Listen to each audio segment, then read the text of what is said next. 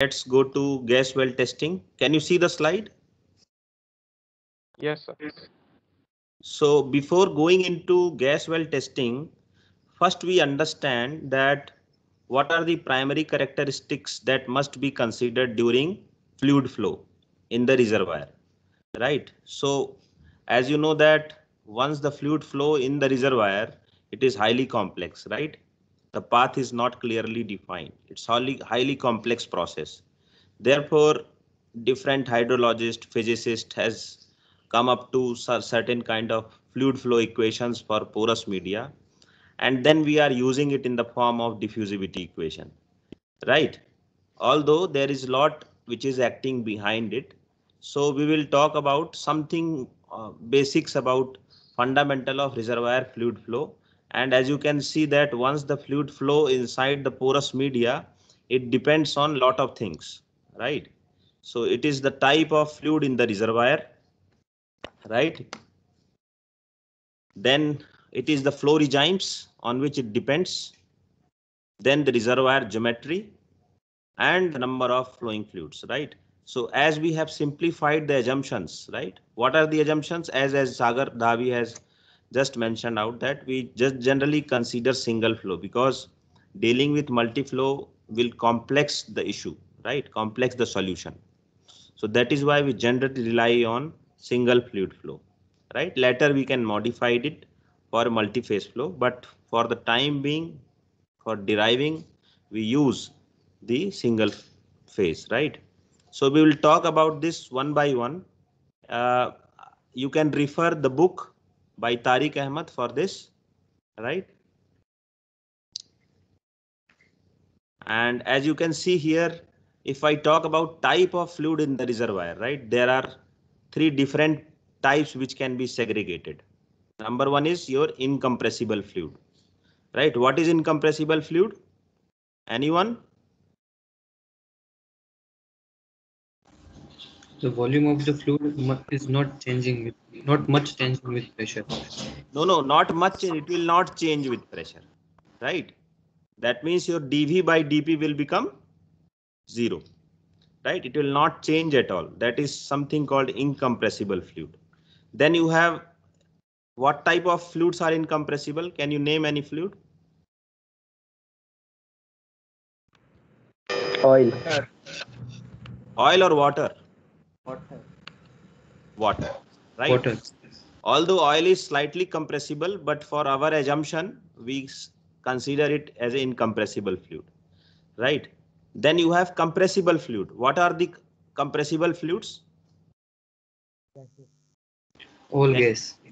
Yes, gas, right? It is highly compressible, right? So once you increase the pressure, the compressibility will change, right? And also it is highly dependent on the pressure, right?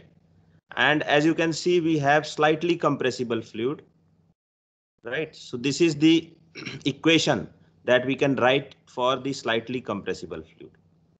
If it is for compressible fluid, sorry, incompressible fluid, it is just dV by dP equal to 0. And also we can write it for the density, rate of change of density with respect to pressure. This will also be 0, right? Once you talk about slightly compressible fluid, you have this volume can be written in this form, right? It is just a equation written in terms of compressibility where C is the compressibility, right? Compressibility factor. And you can see that this volume change, that is V, the final volume, can be written in this form where P is the pressure, any pressure P, and this is the initial reference pressure, P reference. So we can write down the equation in this form, and finally we can arrive at this is the volume, final volume due to compressible, right? Due to the compressibility of fluid, which is nothing but slight compressible, right? For compressible fluids, generally the compressibility is given by Cg, right? This is the equation which can be derived out of different property relation of the gases, right? So these are the three different type of fluids which must be considered in a flow through porous media. Then you can see this diagram in that volume versus pressure is drawn, where you can see the compressible, the volume is not changing. For slightly, it is slightly changing. And for compressible fluid, a significant change in volume is observed, right? Similarly, you can see for density, the density increases significantly for compressible fluid once you increase the pressure, right? And vice versa for, and a similar you can see for slightly compressible fluid, where a slight increase in density is observed, and compressible it is constant, right? So these are the three different type of fluids which are present in the reservoir. Then comes flow regimes, right? I hope you know about these flow regimes, right? Number one is steady state flow. What is this steady state flow? Anyone? It is time independent. Yes, it is time independent, right? So your pressure will not be changing with time, right? So this is zero. dP by dt will be zero, complete zero, right? Then you have something called unsteady flow. That means your pressure, rate of change of pressure with time is a function of time, right? That pressure gradient is a function of time. That means your pressure will change according to time, right?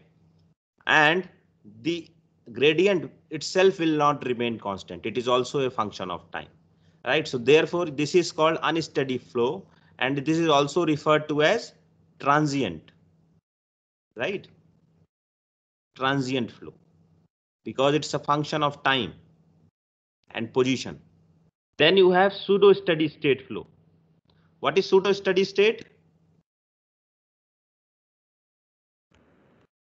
What is pseudo steady state flow? The gradient will be some constant, but not zero. Yes. So gradient will be constant, right? Pressure will be changing with time, but it will remain constant. So I will show you some of the examples where this happens, right? Just wait for some time. Once we come to different flow regimes again, once we derive the diffusivity equation, we'll talk about this more. Now you have reservoir geometry, right? So you can see that we have different type of geometries. One is generally we talk about once we derive your uh, what to say, Darcy law. We generally consider, we have seen Darcy law in linear flow, right?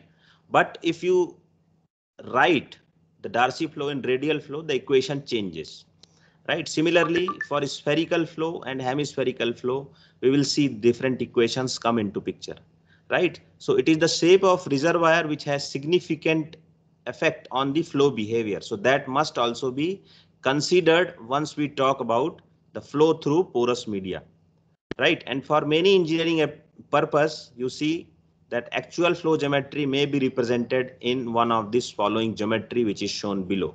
So you can see this second one. This is linear flow, right? In linear flow, the area of the cross section remains the constant, right?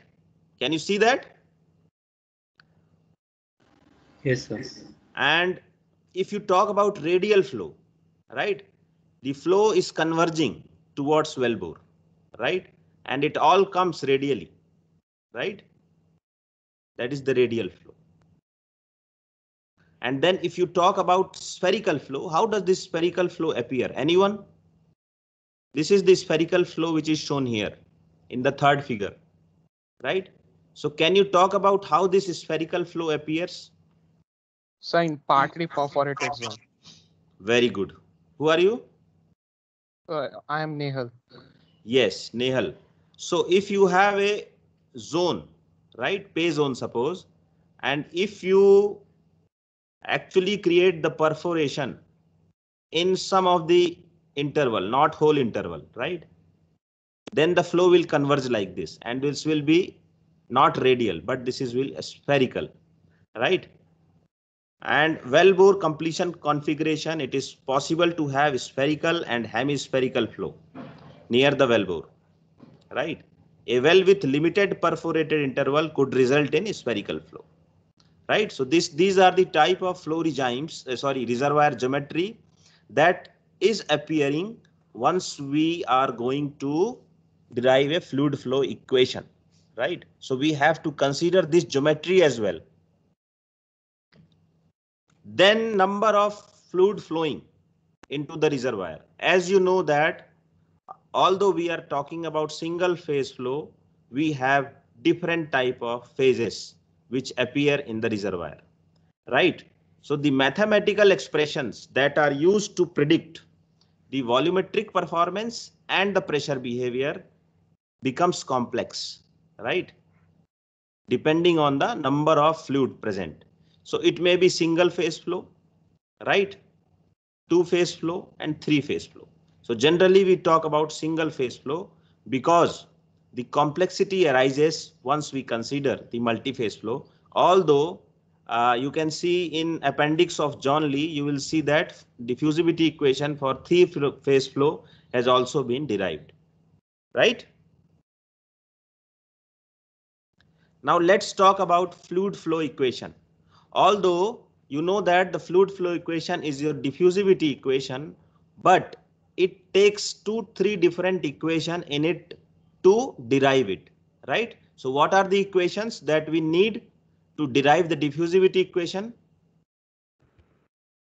What are those equations? Material balance equation of state and Darcy. Yes. So it is the conservation of mass equation which is most important along with your Darcy equation, right? So Darcy equation need to be considered and it must be incorporated in your conservation of mass equation in order to get the diffusivity equation along with some equation of state, right? So it is the Darcy equation which changes our fluid flow equation depending on the types of fluid flow, types of fluid or reservoir geometry which is there, right? So we must know what is this Darcy law, right? So Darcy law, as you know, this is the fundamental law of fluid motion in porous media and this is defined by Darcy law, right? So if you talk about horizontal linear system, right? So this equation which is written below, you are all familiar with this, right? What is this equation? Q by A equal to minus K by mu dP by dx, right? So dP by dx is the pressure gradient, K is the permeability, mu is the viscosity of the fluid, Q is the flow rate and A is the cross sectional area, right? Now you can see for horizontal radial system, what will change here? Can you see that? What has changed?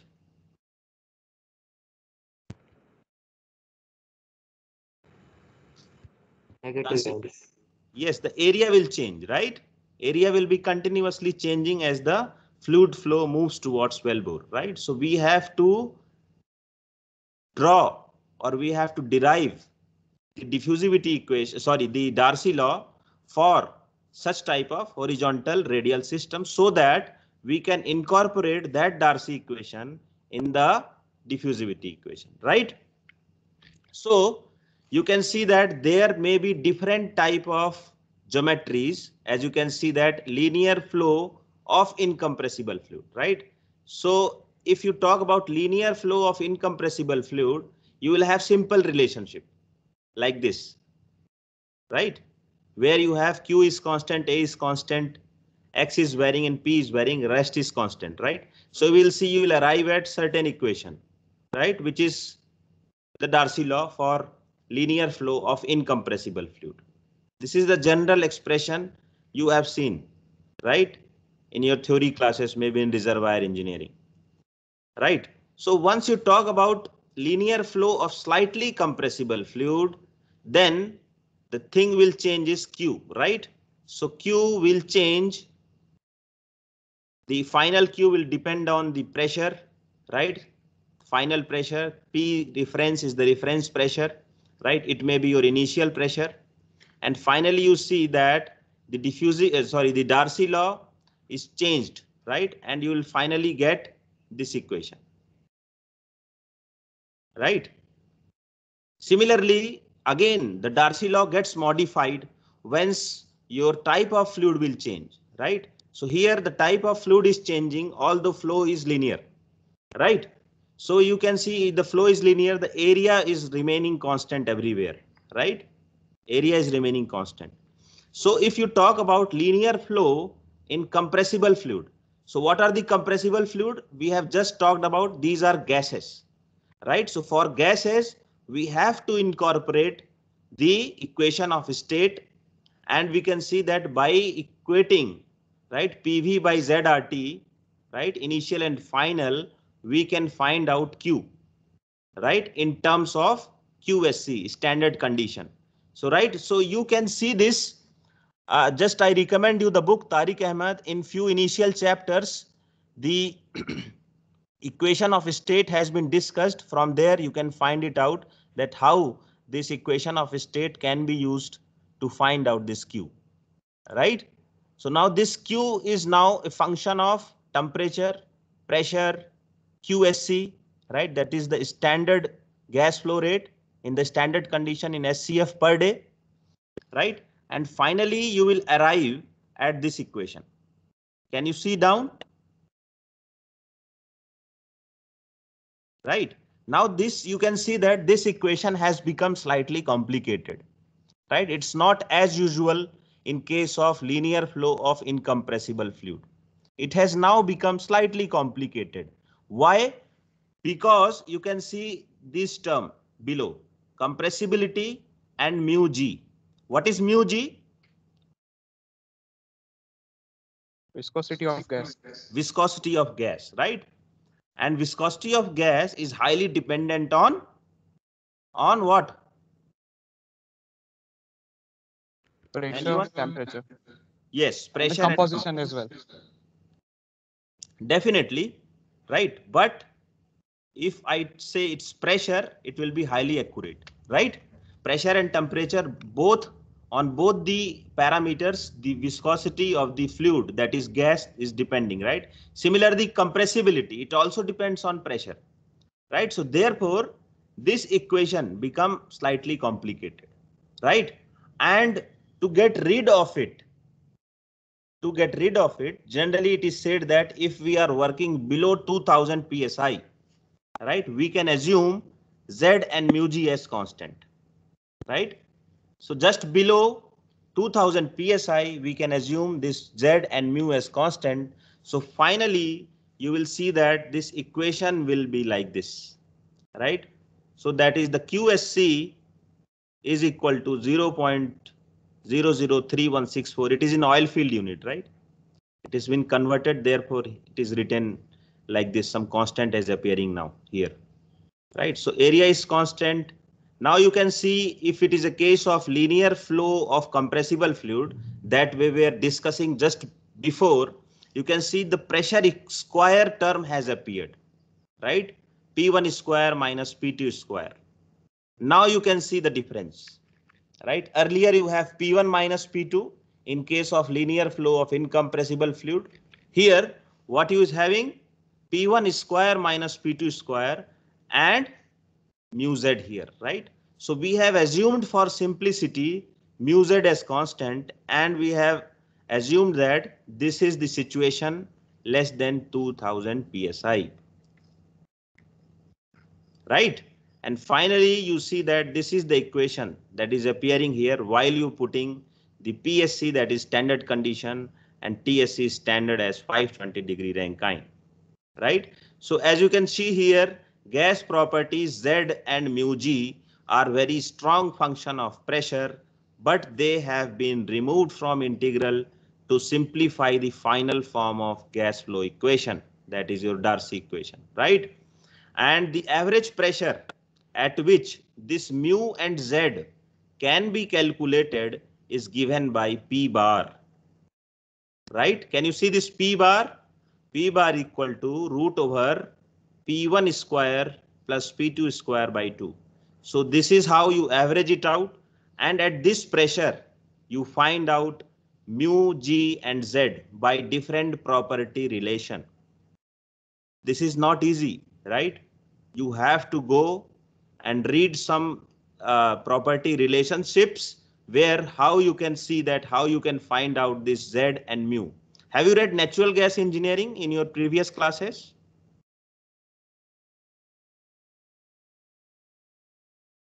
Have you gone through natural gas engineering? Anyone? So it's in next semester. It is in next semester. Okay. But I recommend you to see how you can find out Z and mu G. There are certain correlations which are given. Also, there are different charts, right? Property relation charts. From there, you can find out Z and mu G at different pressures, right? So just what you have to do, either you can take some property relationships to find out Z and mu G, or you can use some charts which are available to find out Z and mu G at different temperatures. So for Z compressibility, you have different charts. For the viscosity of gas, you have different charts, right? So it's not complicated, although you must know those equations. Don't have to remember, but you can use those equations to find out Z and mu G, right? There are two methods just said. One is graphical method and one is analytical method. So there are some empirical correlationships which are given in the books, right? Any natural gas engineering book, you can find it out. Z and mu G, it is also given in Tariq Ahmad, right? So you can refer that. So this is how we can find out Z and mu G, and then we have to put this in equation to find out the relationship between pressure and flow rate. Now, if I talk about radial flow of compressible gases, right? Radial flow of compressible gases. So your Darcy equation will take this form, right? So area is becoming now here 2 pi RH K by mu G dP by dr, right? Where your QR is a gas flow rate at some radius R, right? Then you have radial distance, which is in feet, R, H is the zone of thickness, mu G is the gas viscosity, and P is some pressure, right? And you can see here, this is the conversion factor from Darcy unit to field unit, right? Now again here we are using same property relationships that we have used in linear flow of compressible fluids, and here also you are using the same relationship. Then you have to put this equation, this property relation equation here in the Darcy law, and then you can arrive at this particular equation, which is given below, right? Which is T by K, Q by H, dr by R, 0.703. Now you can see this term, TP, 2P by mu Z, which is again appearing here, right? So this equation can be integrated from RW to R and PWF to P, right? Now we see what happens. Now, as soon as you integrated, the left hand side is easy to integrate, right? But if you see right hand side of this equation, right, you will have 2P by mu Z, integral 2P by mu Z from PWF to P, right? Now you can see this term can be expanded like this. You can write it like this, that integration from 0 to P, 2P by mu Z dP minus integral of 0 to PWF 2P by mu Z into dP, right? So this equation is now rewritten, right? So the above equation can be further simplified to this equation, right? So you can see here this term is known as real gas pseudo pressure, right? What this is called? Real gas pseudo pressure. And this is very important once we are dealing with gas well testing. This is very important term which you are seeing here, 2P by mu Z. So this pressure is not only function of this P, but also mu Z and Z, right? So these properties are dependent on the pressure, and therefore it is not easy to integrate. It's very difficult, right? And this is termed as real gas pseudo pressure or simply real gas potential. And we can write it either by MP, right, or Xi, right? In both ways you can write it. You can see different books represent in different ways, but this is the most common way I have seen in books where it is represented by MP, right? What is MP now? It is real gas pseudo pressure. Understood? Understood? Yes, sir. Yes, So, sir. so it is not complicated. It is just a pressure, right? But it is a real gas pseudo pressure. जैसा कि pressure term लिखते हैं वैसे ही हम यहां भी लिखेंगे. In place of 2p by mu z, we are only writing mp, right? So you can see here, this is the term which we have written, and finally you will get this equation which is looking similar to your linear compressible flow, right? Only thing which has changed is this quantity, right? And what is this? What is this? What is this? Real gas. Yes, it is real gas pseudo pressure, right? So at R equal to RE, you can rewrite this equation in this form. Okay, so just remember this term. This is very important in gas flow testing. Got it? Shall we move?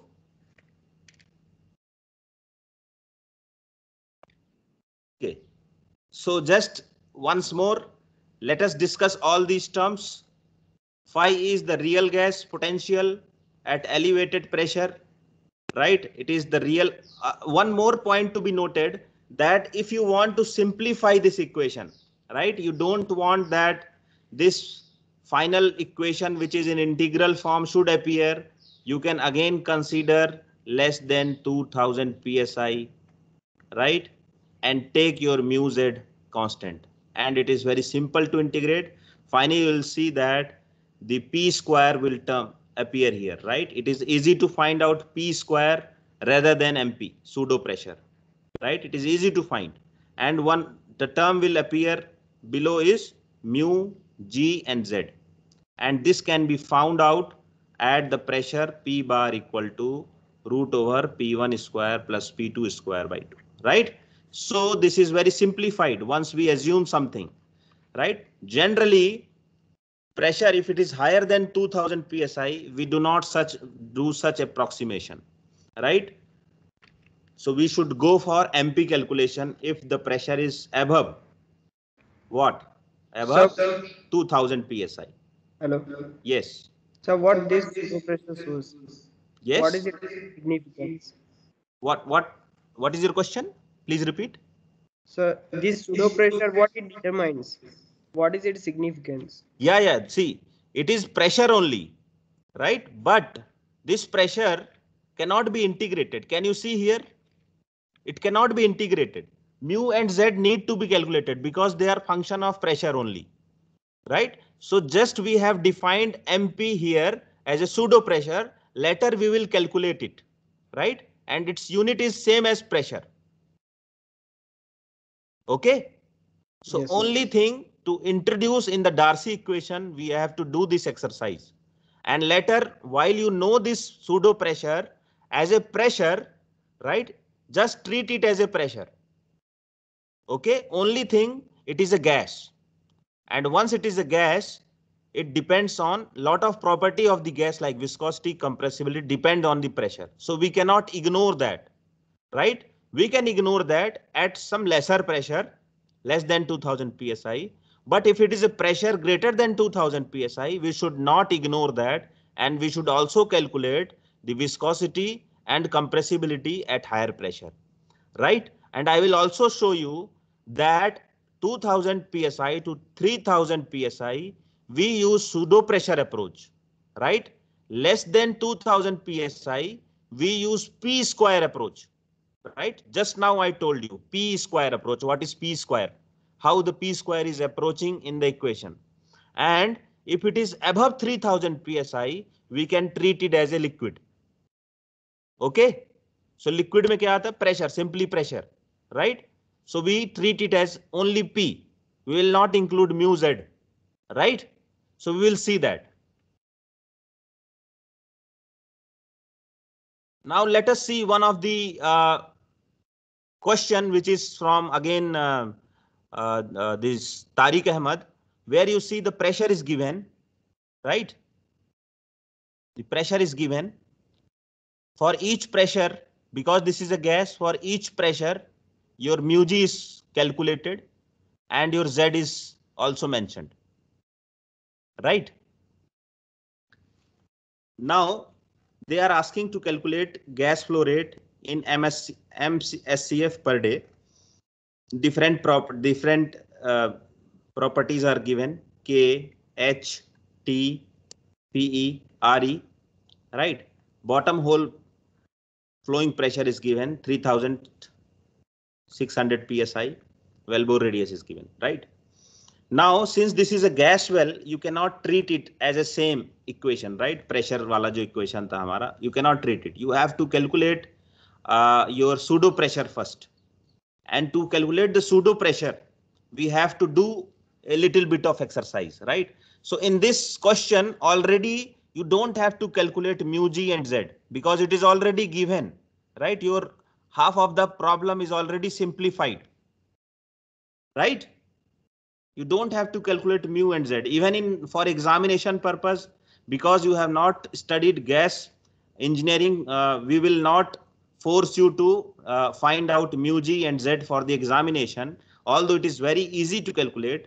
But since the number of pressures are given, at each pressure you have to calculate mu g and z, so it will be a very difficult exercise, right? So we will not bother you in examination in calculating mu and z, rather it will be directly given, right? So as you can see here, first in step 1 you have to calculate this factor 2p by mu z, right?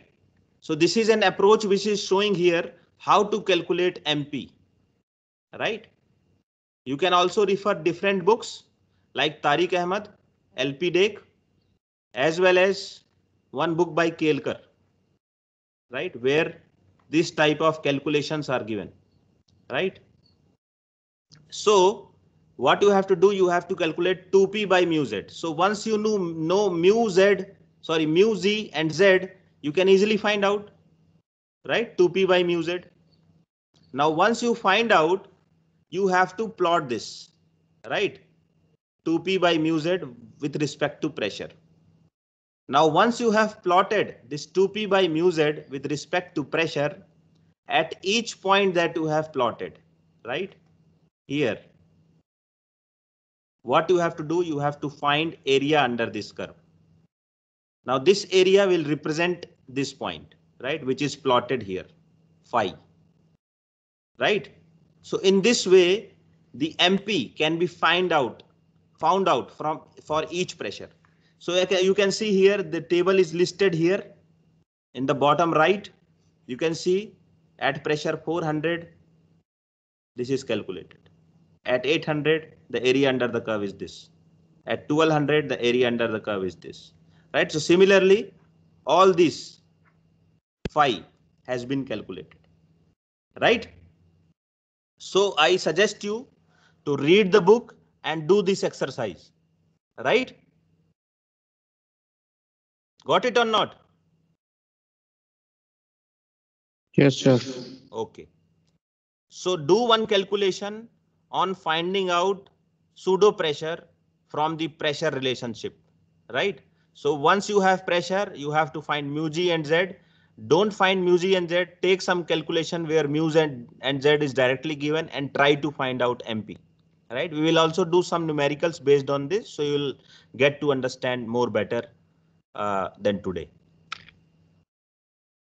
Okay. So as I said, approximation. See, this approach is not always good for calculation, right? It's very cumbersome calculation.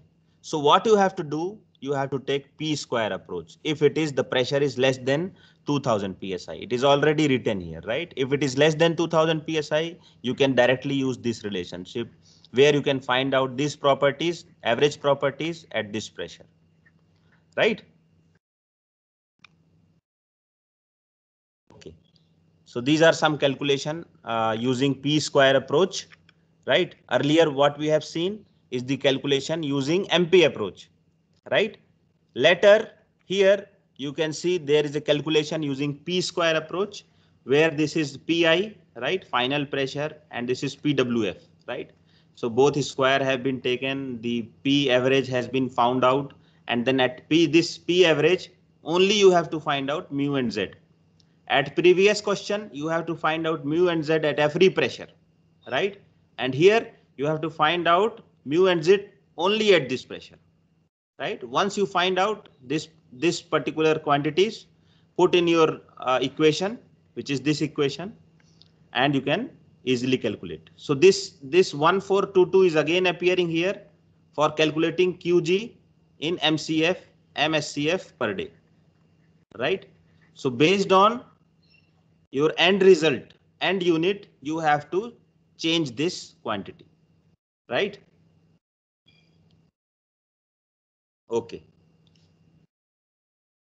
So shall we close today or we will continue?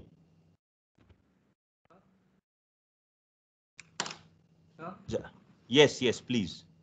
sir, in the same question, how can we assume one time that pressure is greater than 2000 and another time less than 2000? No, this is the approach that I have shown you.